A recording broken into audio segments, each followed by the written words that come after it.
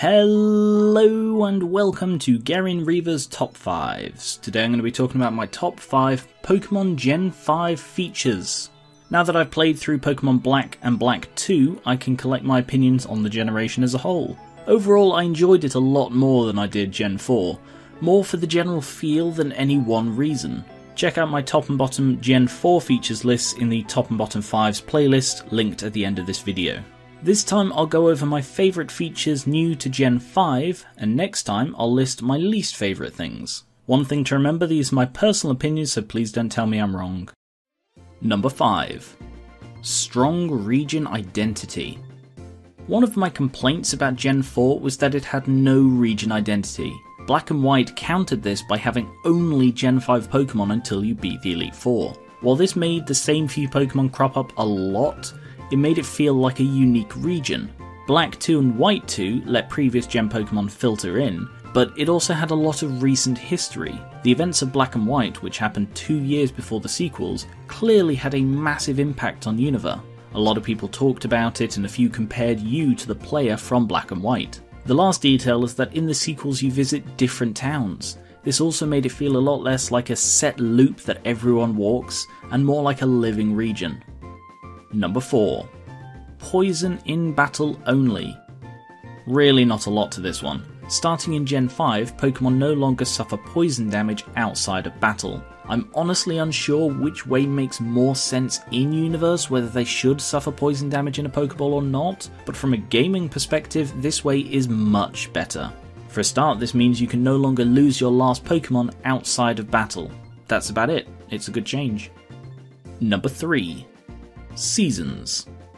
A natural evolution of the day-night cycle, a season cycle, was added in Black and White. The issue with the day-night cycle that I had was that it sticks to actual time, and this was always an issue back when I played Gen 2 because I rarely got a chance to play it in the middle of the day, given that, I went to school and stuff. When I heard about the seasons, I thought, I'm not going to be playing this game in 9 months, but it's done more cleverly than that. Seasons last a single month. 1 month is winter, the next is spring, then summer, then autumn, then back to winter again. Admittedly, I completed Black 2 in the space of a couple of weeks, so I still only played it in a single season, but it's a lot more plausible that you'll experience multiple seasons. And they really made use of this edition by having different appearance rates for Pokemon based on season. Times of the day change to match the shorter days or nights of the different seasons. Snow and weather varies, so in spring, for example, there is no snow anywhere in Unova. Even the background music is altered slightly to match the seasons slightly better.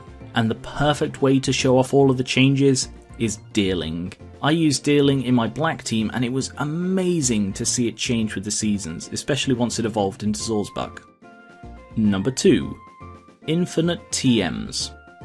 Another simple change that I never knew I wanted until I had it. Being able to use TMs infinite times like you could with HM since Gen 1 is amazing. No longer do you need to make hard decisions about which Pokemon gets the powerful move. No longer is it annoying when gym leaders or Elite Four seem to have used multiple versions of a TM for their team. You get a TM and you can use it as much as you want. Brilliant. And finally, number 1. Idle battle animations.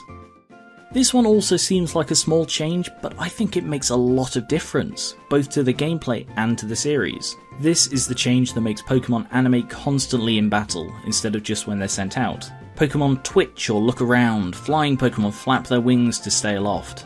It goes a very long way to making them feel alive and like actual creatures instead of just a flat image. And then there are the nice little touches where it animates slower if its HP is low, and it doesn't move at all if it's frozen. Of course, they stayed as animated sprites for just this generation before swapping to 3D models, but still. It's also worth noting that trainers started animating fluidly in Black 2 and White 2 as well, but this is more about the Pokemon. And that is it for my list. Please comment below with your favourite Gen 5 features, as well as suggestions for future top or bottom 5s. Remember that you can vote for next month's top 5 by pledging to my Patreon linked in the description. I will be making a bottom 5 Gen 5 features list, so you can expect that shortly. Thank you very much for watching, and I will catch you later.